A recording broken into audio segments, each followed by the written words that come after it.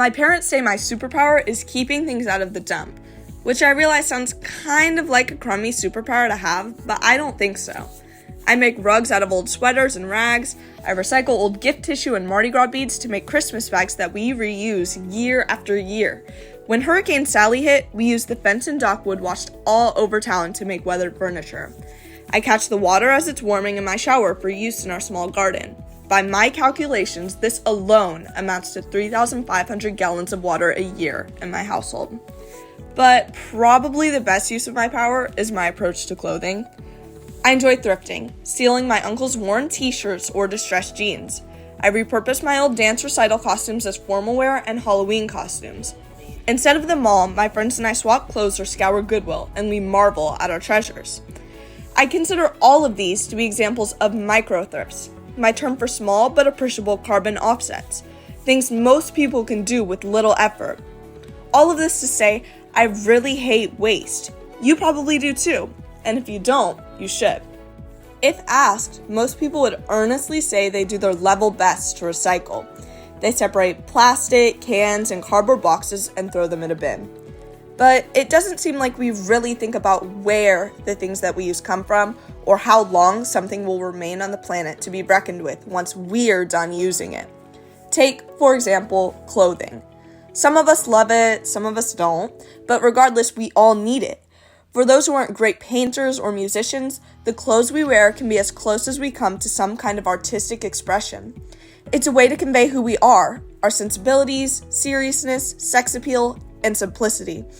But creating new clothing is also a hugely wasteful environmental enterprise. Now drill down even further into something like jeans, a staple of the global wardrobe. You're probably wearing jeans right now. If you're not, chances are you wore them yesterday or will tomorrow. At any given moment, anthropologists believe a third of the world's population is sporting jeans. But jeans require huge amounts of water and toxic chemicals to produce. For each pair of jeans, the cotton alone requires 1,800 gallons of water. For some perspective, that equates to an entire year's worth of water use for a family in sub-Saharan Africa. Trend-wise, anything goes in denim.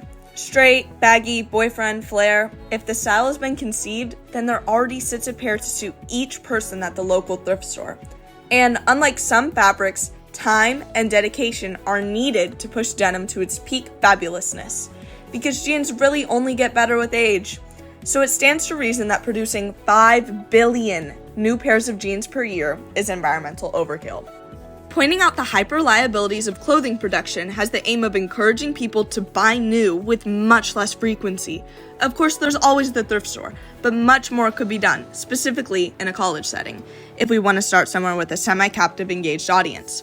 Community clothing swaps could keep the clothes out of the dump and keep money in students' pockets. There could be periodic, formal exchanges where women swap the gowns that they typically wear just once. A career closet, a place where work and interview-friendly attire is available, could help set job seekers on the right professional path.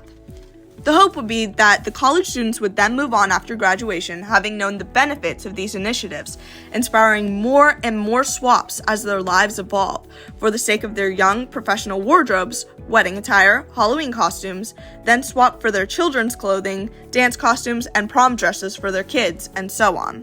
Americans annually produce an average of 1,700 pounds of trash per person, 3 times the global average. Our swapping doesn't have to end at jeans or clothes. There are books, there are plastic children's toys, there's the bike you're now too big for, there's dorm decor.